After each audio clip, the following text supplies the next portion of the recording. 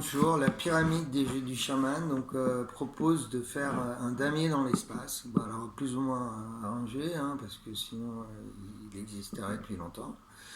Donc voilà, c'est une pyramide qui présente des damiers sur ses faces. Voilà, des damiers en fait en 2D sur des faces en 3D.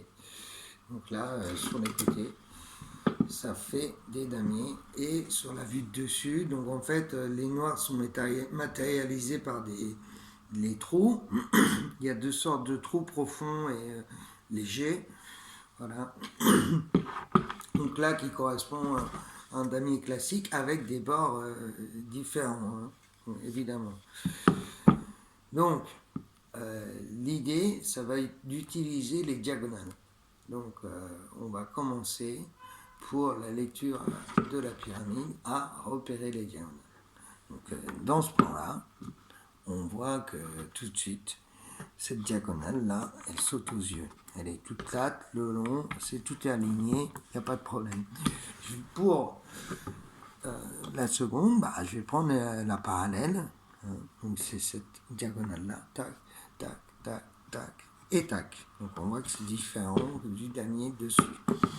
Et là, tac, tac, tac, tac, tac, tac, tac, tac, tac, et tac, on retourne sur le dernier tout seul. Et là, je peux remonter donc dans l'autre sens, clac, et je retrouve, c'est ma diagonale, tac, tac, tac, tac, tac, tac, tac, tac, tac, tac, et tac.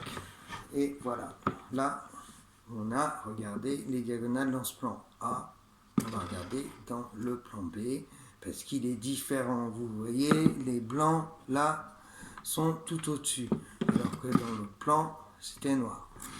Mais ça ne change pas grand-chose au final. On va seulement partir du noir qui se trouve là dans ce plan-là. Boum, boum, boum, boum, et boum. Alors là, j'en profite pour vous montrer cette case, parce qu'elle est un peu particulière. Voilà, à partir du moment où on pose un pion dans un trou du jeu, c'est forcément dans un noir. Les dames, ça joue dans les noirs. Donc en fait, là, vous allez me dire, mais il n'y a pas de noir. Il faut s'imaginer. Voilà. Donc en fait, je vous donne un indice, c'est dans ce plan-là, le noir, il est quand même matérialisé, donc on a une face du cube, et avec le pion, on va déduire que le cube, en fait, il est là, le noir.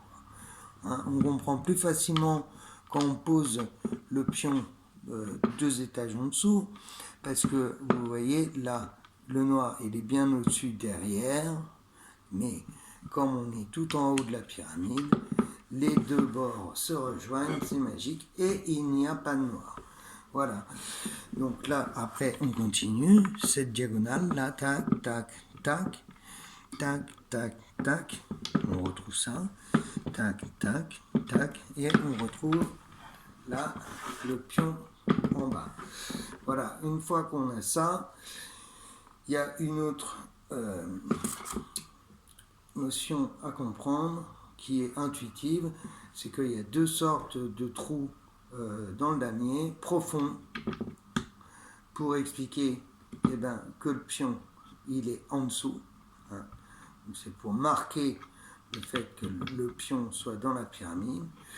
Et il y a aussi le pion quand il est dans un trou peu profond, parce qu'en fait, vous voyez qu'il est dans le noir au-dessus. Et donc en fait défini par cette face-là et l'air qui entoure le pion. Une fois qu'on est là, dans ce noir-là, dans ce plan-là, le noir va se situer là. Le pion, je sais pas, je le mets là. Et donc là, enfoncé, il va être dans ce noir-là, dans ce plan-là. Dans le noir-là, dans ce plan-là. Voilà.